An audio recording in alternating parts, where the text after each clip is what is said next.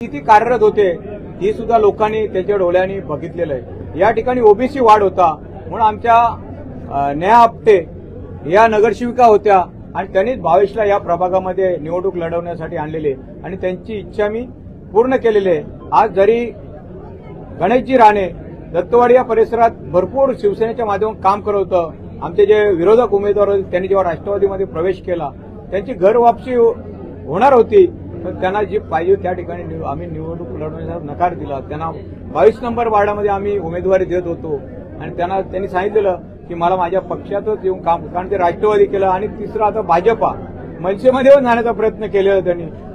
आमदारकीला मनसेची उमेदवारी, पण त्या मनसेवाल्यांनी सुद्धा त्यांना उमेदवारी दिली नाही। आज कुठच्याही पक्षात उमेदवारी भेटत नाही, पण भाजपामध्ये त्यांनी उमेदवारी घेतलेली आहे। आम्हाला काहीच त्याचा फरक पडणार नाही। हे दोन्ही वार्ड आहेत, हे शिवसेनेचे बालेकिल्ले आहेत आणि या बालेकिल्ल्यामध्ये दुर्वाराने आणि भावेश म्हात्रे निवडून आले, तुम्हाला 3 डिसेंबरला दिसतं। अर्थात मागच्या वेळी ज्यावेळी तुम्ही टीका केली होती तेव्हा पुतण्यावर जास्त प्रेम आहे असं ते म्हणाले होते आणि जनतेवर विश्वास त्यांनी दाखवला होता। तुम्हाला काय वाटतं, आताची जनता पक्ष बघून मतदान करणार आहे की चेहरे बघून मतदान करते?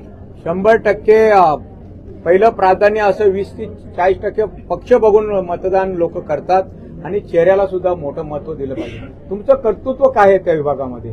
आज गणेश राणेचं कर्तृत्व आहे, तो सामान्य कुटुंबामध्ये जन्माला आलेत, हे सामान्य आमची भगिनी आहे, तिला आम्ही उमेदवारी दिली। भावेश म्हात्रे मुद्दाहून या वार्डामध्ये निवडणूक, हा ओबीसी वार्ड होता, ओबीसी वार्डामध्ये या प्रभागानं कोणी निवडणूक लढवायला इच्छा नव्हती।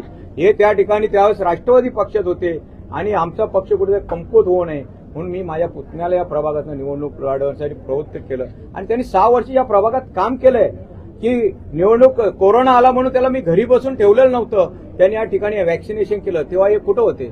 तेव्हा जेव्हा क्वारंटाईन सेंटरमध्ये लोकांना न्यायचं तेव्हा हे कुठं होते? ऑक्सिजन लोकांना कमी पडत तेव्हा हे कुठं होतं? गणेश राणे, भावेश म्हात्रे यांच्या सर्व टीमने मोठ्या प्रकारचं काम या कोरोना पिरियडमध्ये इथं केलेलं आहे आणि नक्कीच त्याची जाण इथल्या नागरिकांना, इथल्या मतदाराने, म्हणून इथले मतदार त्यांना मोठ्या संख्येने, मोठ्या मताधिक्याने निवडून देतील असा विश्वास मला आहे। विना म्हात्रे बाजूच्या वार्डात नगरसेविका होता, इथले सर्व काँक्रिटीकरणाचे रस्ते असतील, उद्यानं असतील, ही वामन म्हात्रेच्या नेतृत्वाखाली डेव्हलप झालेली आहे आणि मला वाटतं नक्कीच आज ती सुद्धा नगराध्यक्षपदाची उमेदवार आहे, तिला सुद्धा बदलापूरची जनता मोठा मताधिक्य देऊन या बदलापूर शहराचे नगराध्यक्ष बनण्याचा मान देईल। अर्थात तुमचा हा वचननामा म्हणू शकतो आपण, जो तुम्ही अनेक कामं या ठिकाणी दाखवत, वारंवार भाजपाच्या माध्यमातून तुमच्यावर टीका केली जाते की त्यांनी केलेली कामं तुम्ही तुमच्या वचननाम्यामध्ये, अरे मी काय बोलतो, राजन घोरपडेला फेक निरोडी, फेक गोष्टी करण्याशिवाय काहीच समोर नाही। कुठेतरी शिवसेनेला बदनाम करायचं। जो डॉक्टर बाबासाहेब आंबेडकरांचा स्मारक आहे, आज पण उद्या सर्व पत्रकार नगरपरिषदेमध्ये जातं, मी नगराध्यक्ष असताना तो चौथाडा होता, ढासळल्या होता, त्यातली लादीचं काम हे नगरपालिका फंडातनं केले, तिथलं आरसीसी काम हे मी जेवढं केलं, आम्ही आकडा टाकलेला आहे, 1.25 कोटी रुपये तिथनं नगरपालिका फंडातनं आम्ही टाकलेले आहेत आणि त्याच्यानंतर ते स्मारक विकासाकडे गेलेलं होतं। त्याच्यानंतर पुन्हा आमदार साहेबांनी 5 कोटी रुपये, त्याला हेच माहिती नाही की आम्ही पूर्ण स्मारकचं क्रेडिट घेतलं नाही। त्या स्मारकासाठी नगरपालिकेचा वामन म्हात्रे नगराध्यक्ष असताना काहीतरी थोडंफार निधी मी त्यासाठी दिलेलं आहे आणि ती नगरपालिकेची प्रॉपर्टी, कोणाची प्रायव्हेट प्रॉपर्टी नाहीये, मग त्याचं क्रेडिट हे पूर्ण बदलापूर शहरातल्या नागरिकांचं आहे। जरी एखादं विकास काम कोणी जर केलं असतं, आम्ही जी केलेली कामं आहेत ती आम्ही त्यात टाकलेली आहे, आम्ही त्याचं काही कुठच्या प्रकारे क्रेडिट घेतलं नाही। या बदलावरच्या सर्व जनतेला माहिती आहे, वामन म्हात्रेने पूर्ण कुर्ती पुतला या शहरामध्ये सर्व एनएसयू आणून टाकलेलं आहे। आज तुम्ही बघा,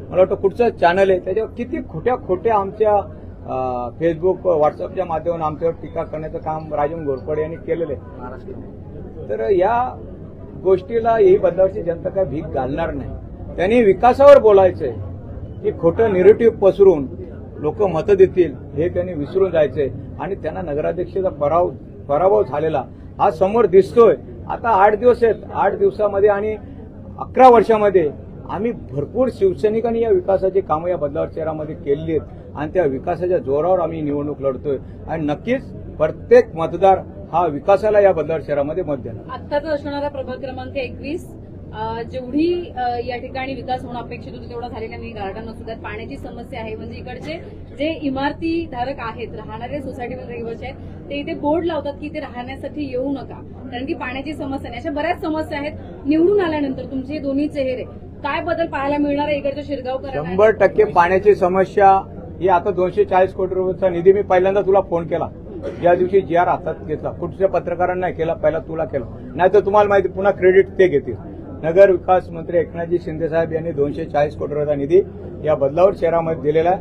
20 MLD पाणी अतिरिक्त मंजूर केलेले आहे. या बदलापूर शहरात 2056 सालापर्यंत या शहराची लोकसंख्या 15 लाख होईपर्यंत कुठच्या प्रकारची पाण्याची टंचाई या शहराला भासणार नाही असं नियोजन आम्ही केलेलं आहे. 1 वर्षाच्या सर्व बदलापुरांना पाहिजे तेवढं पाणी आणि टँकर मुक्त बदलापूर आम्ही शिवसेनेच्या माध्यमातून करणार आहोत.